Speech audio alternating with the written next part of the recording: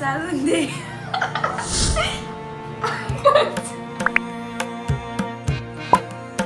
I'm excited, guys. I'm really excited. This is going to be my first time in 5 years, a little bit more, I guess, going to a salon or getting my hair done by any kind of professional. I'm a little bit nervous, and I don't know. I don't know how to react. So let me just show you guys quickly what I'm going to be prepping in my salon bag that I'm going to be taking to the salon. You get? So these are a few things I'm going to be carrying: my brush, a white tooth comb and a small tooth comb, or a picking comb, so like when you're cutting my hair, so this stuff. And this is the bag I'll be putting it in. Now I'll be using the Lush hair pre-cuts, pre-picked mega braids. So this is what it looks like. It's like an ombre kind of situation going here, and I have 2 packs just because I have really thick and dense hair and full hair. You can see it already. I have 2 packs, so yeah, I'm just going to wrap this up and put this in my bag.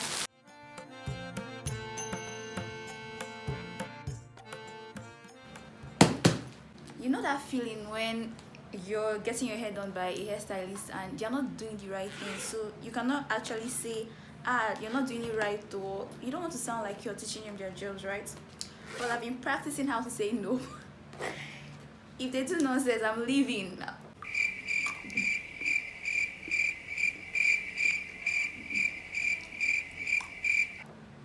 I just hope they don't, because I don't know, I won't say I'm tired of doing my hair, right? But it gets stressful sometimes. Sometimes I just want to relax and let someone else handle my hair. I still don't really trust anybody around here to like wash and prep my hair, but in terms of like getting braids and stuff, I want to be able to give that duty to someone else and pay for their services instead of doing it myself. So I really hope I don't have a bad experience. I have this really big fear of going somewhere and someone judging my hair because it's natural and it's full, and they'll be like, it's be very hard to manage, or kinikon, and they charge me something that I cannot afford to pay. So I have to disguise this hair.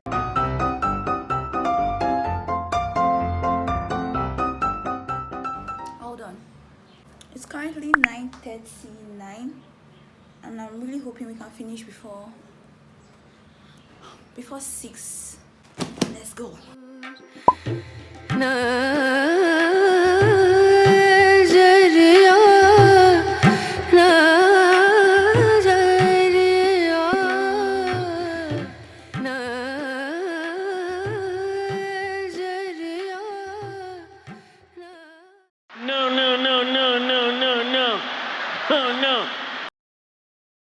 It's about to go down. So she started by combing my hair again, which is expected because you literally have to make sure the hair is completely detangled before braiding it down. And because I had already detangled and combed my hair at home, I thought it was going to be an easy process. I had a lot of faith, but a huge surprise was waiting for me.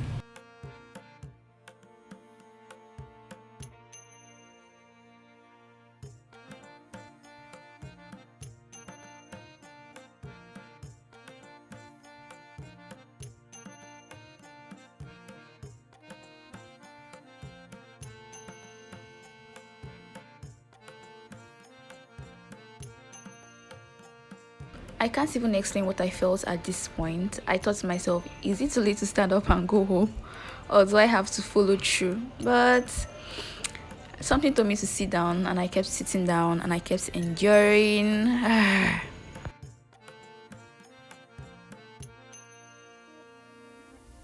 We are finally over with the first phase of the battle, and he started to part my hair, and I was just glad that we had entered the braiding part. And then he said to use a small comb. I wanted to tell her to stop, but words failed me, so I just kept quiet and endured. If they do nonsense, I'm leaving.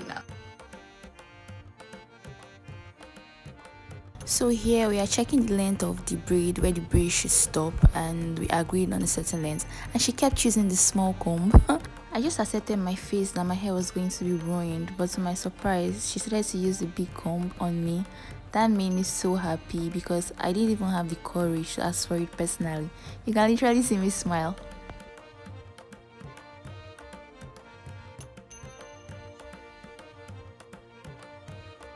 The last time I had braids done on my hair about 5 years ago, it wasn't fitting braids, so I had to give attachment once for the entire braid.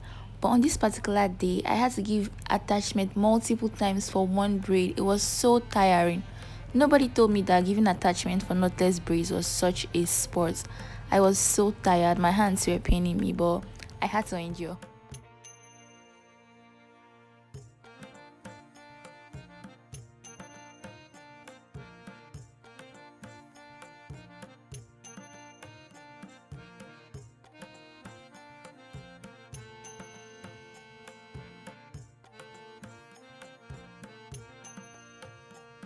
I couldn't even tell where my hair stopped underneath the braids because her talking game was so good. Shout out to my videographer Kachi for getting all the angles. You can see that you can't tell where my hair stops. She talked it in so well and that made me so happy. That was such a good sign. I don't consider myself tender-headed, but there was something about the front part of my hair that was really painful for me. I don't know why.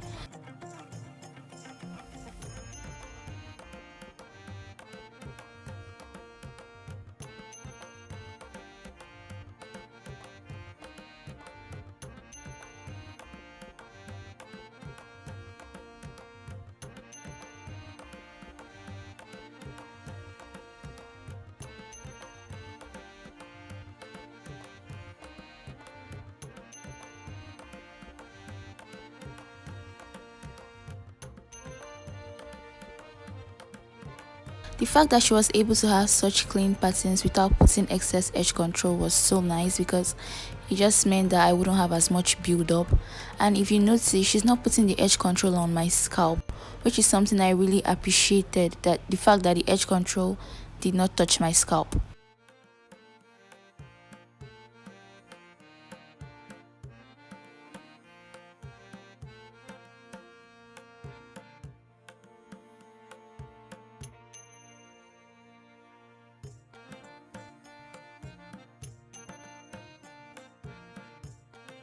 At this point, I was very hungry and weak, and I saw that we still had a long way to go, so I decided to get food from a nearby restaurant.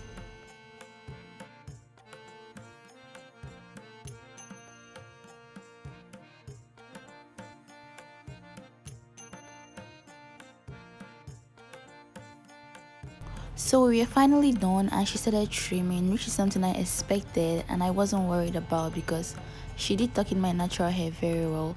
However, we got to the part that was just so traumatizing.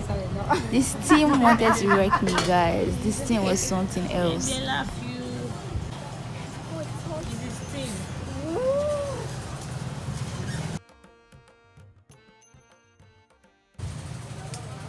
Oh my God!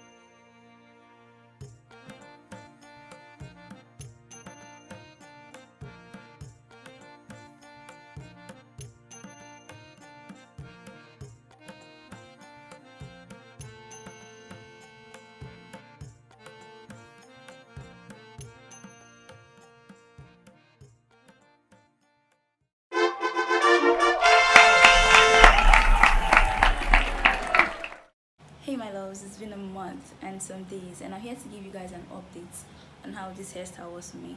The very first thing I want to say is I enjoyed having this hairstyle. I know the vlog seemed chaotic and it seemed like I was in pain, but it was just my scalp getting used to all the manipulation and tension. If you don't already know from everything going on in the vlog and from the title, that was my first time getting my hair professionally done in almost 5 years. So of course I needed some getting used to. My scalp needed to get used to someone else's hand manipulating my hair. And the second thing I want to let you guys know is that it was not difficult or tedious for me to take this hair out or style this hair. The braids itself is very lightweight, so it wasn't heavy at all. I didn't feel as much tension as I thought I would feel, you know, from the length and from what the hair looks like. It seemed like it was going to be very heavy, but that was not the case at all. It was so very lightweight, and I really enjoyed having this hairstyle on. And now onto the cons, onto the things I feel like I was really concerned about. Is first of all the way she combed my hair.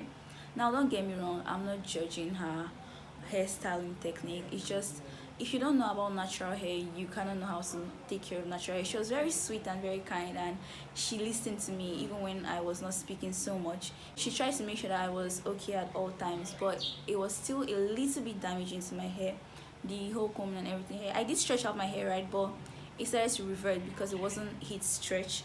I used African threading method, and the link is going to be up here in case you want to see how I stretched my hair. But I feel the next time I'll have to probably stretch and maybe flat iron my hair if I'm going to someone who is not an expert in natural hair. Another thing that was a huge concern for me is the fact that my hair was burnt.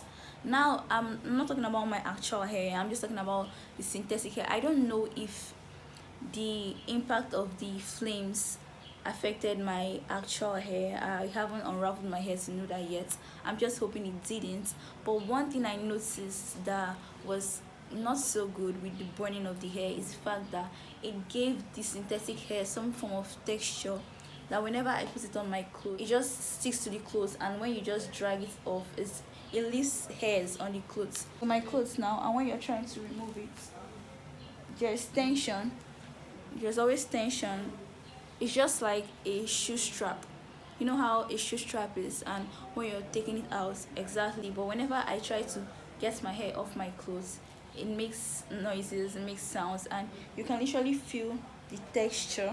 So it made me wear my hair up a lot, especially when I had certain clothes that I feel would just get ruined if I wear this hair down and if it touches my dress. You know, synthetic hair cannot burn to ashes, so it leaves balls, you know, on the surface of the hair, and whenever it lands on any surface like my clothes, it just sticks to it, and you have to literally drag it out for it to get off.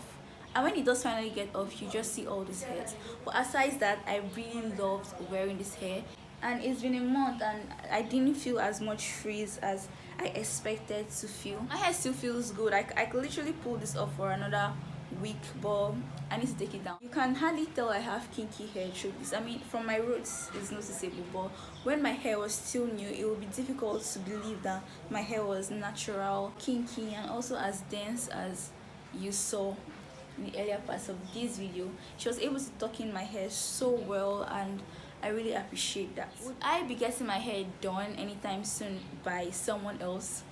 Not anytime soon, but yes, I would definitely be getting my hair done by a professional this time, someone I feel is well versed and understands natural hair, you know, someone I can trust with also washing my hair, because I would have loved if she was the one that washed my hair and prepped it before the protective style. But that's alright. Maybe the next time I'm going to get my hair done by anybody else, I'll make sure that it's a professional, someone that knows what they are doing and knows the rules of natural hair care. So that's the end of this video, guys. I hope you enjoyed this vlog and you're able to get an idea or two on what it's like to get your hair at a local Nigerian salon.